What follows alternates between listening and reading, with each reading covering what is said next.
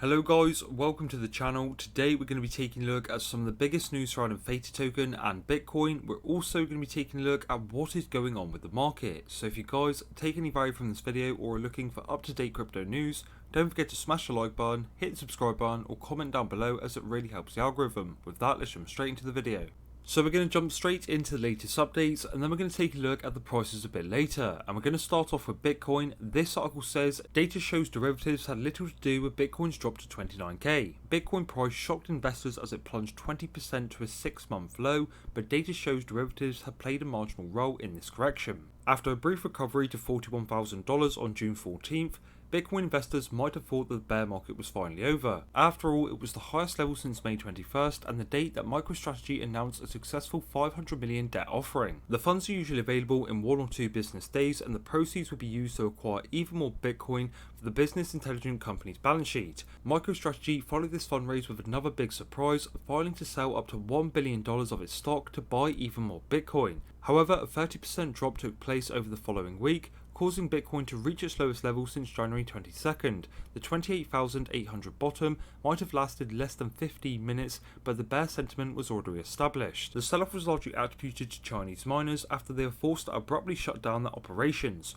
Furthermore, on June 21st, an official People's Bank of China reiterated that all bank and payment institutions must not provide account opening or registration for virtual currency related activities. The open question is whether derivatives played a virtual part in the correction or at least displayed stress signs that may indicate an even more dangerous second leg on the way down. If we continue further down, it says here the futures premium showed no sign of backwardation. The futures premium measures the gap of long-term future contracts to the current spot regular market levels. Whenever this indicator fades or turns negative, this is an alarming red flag. This situation is also known as a backwardation and indicates a bearish sentiment. Futures should trade at 5 to 15% annualized premium in healthy markets, otherwise known as contango. On the worst moment on June 22nd, this basis bottomed at 2.5%, which is considered bearish but not enough to trigger any red flags. There was also zero panic from the top traders. The top traders' long to short indicator is calculated using clients' consolidation positions, including spot, margin, perpetual and future contracts. This metric gathers a broader view of a professional trader's effective net position. Despite the difference between crypto exchange methodologies, and analysing changes over time provides valuable insights. Top traders at Binance, for example, increased their long positions relative to short on June 22nd. At Huobi, there has been some increase in the net short exposure, but nothing out of the ordinary, as the indicator reached the same level 2 days before. And lastly, OKX top traders reduced their longs on June 20th and have since kept a 0.8 level, favouring short by 20%.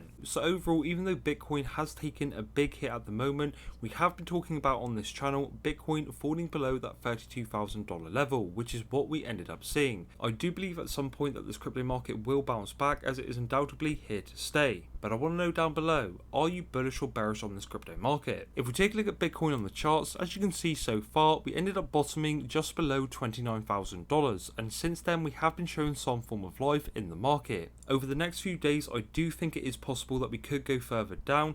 We will retest that level at some point, as you can see at the moment, but I do think that that $30,000 is a very key level. If we fall below that and we fall below the level that we just reached, then I think $27,000 is the next target. But if Bitcoin can find more life than what we are already seeing, then Bitcoin will pump to the levels of $36,000 and we will slowly go for a retest of that $43,000 level. If we successfully manage to break that level, we will be back in the bullish motion. But if we don't, then we will come back down to $30,000 or possibly lower. Now, as I always talk about on this channel, Bitcoin is the market mover, so if we see Bitcoin heading in a downward trend, you will see a significant drop in altcoins across the board. Whatever brilliant news they might have coming out, the price will more than likely drop. Now, when it comes to Bitcoin and other cryptocurrencies, the one thing that gives me the strongest hope that this crypto market is not going anywhere, and it has been the same since 2017 before these people even got involved, is the fact that this crypto system is the game changer to what this world needs.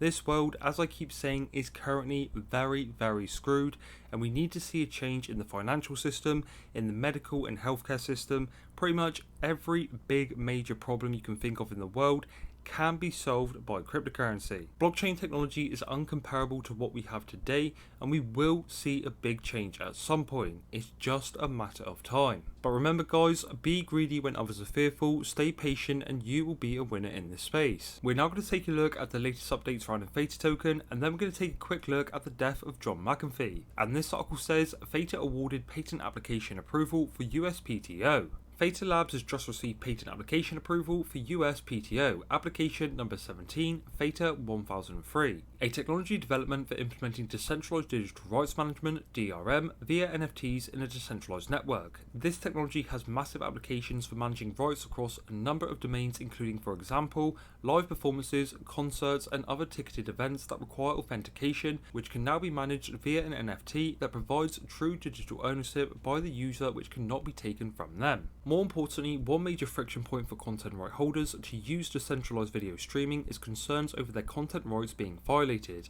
as they require strong guarantees that a peer-to-peer network won't be used to infringe on their content rights or that of their artists. By using NFTs to implement decentralized DRM, Theta Network solves this issue for content right holders in a way that does not require a centralized party to authenticate users each time data is streamed. This opens the door for global content brands to safely bring their videos, movies, and games to Theta's decentralized data and video delivery network. And as you can see here, this is an official document from the United States Patent and Trademark Office. This is very, very big news for Theta and all Theta holders. Before we take a look at our price analysis, as you can see, we only have 6 days and 12 hours left until Theta Mainnet 3.0. This is going to be a very big update for Theta, and we are going to see some tremendous action coming into this space. We may not see some incredible price action just yet, purely because of Bitcoin. And if we take a look at Theta's price right now, as you can see over the last video, we ended up saying that Theta will go in one or two directions, and we will rather break this level here, or we will fall down to around about just below $6. We ended up falling just below $6, and we have shown some strength, but again, it is not very convincing to me to show that we are out of the dirt. As I always talk about, Bitcoin's movement is very key for the rest of this crypto space, and if we do want to see cryptocurrencies like Theta extremely succeed and take the most out of this bull run, we need to see Bitcoin break above certain levels. But if we do see Bitcoin fall below $27,000 or $25,000, then Theta token will take a very big hit. But that is no different for any other cryptocurrency in this space, because Bitcoin is the market mover. If you are wondering at this point, what should you do? Should you panic sell? Should you buy more? Or should you just be patient? In my opinion, if you are not excessively buying when the dips are going down, I would just be patient with the market. If you're already down when you've invested in cryptocurrency, do not panic sell, because that is the worst thing that you can do.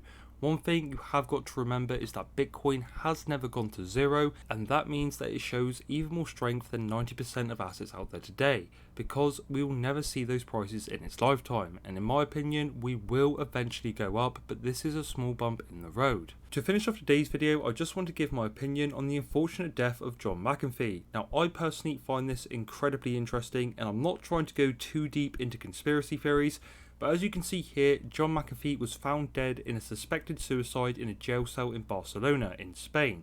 If I show you this tweet that I found, and remember him actually tweeting this when the whole Jeffrey Epstein thing was happening, John McAfee tweeted saying, "I am content in here, I have friends. The food is good, all is well.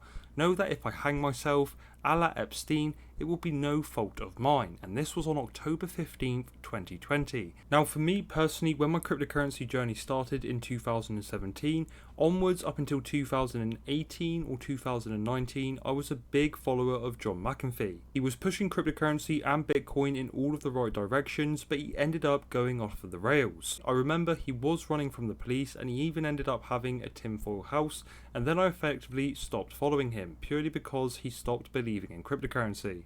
And then something like this happened. Now, I'm not throwing any accusations out there or anything like that, but it is something that I find very, very questionable of what we have going on today.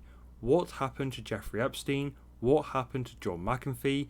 These are some very, very big questions. I'm very interested to know your thoughts and opinions down below, and what you personally think of the John McAfee situation. Do you think he committed suicide, or do you think this was a plan? Now, ladies and gentlemen, that is absolutely everything I've got for you in today's video. If you did take any value from this video and you would like to learn more, we have the Crypto Knows Patreon, where we have one-to-one calls where we can go over anything crypto related. If you would like a portfolio review, your future steps, or simply learning the basics about crypto.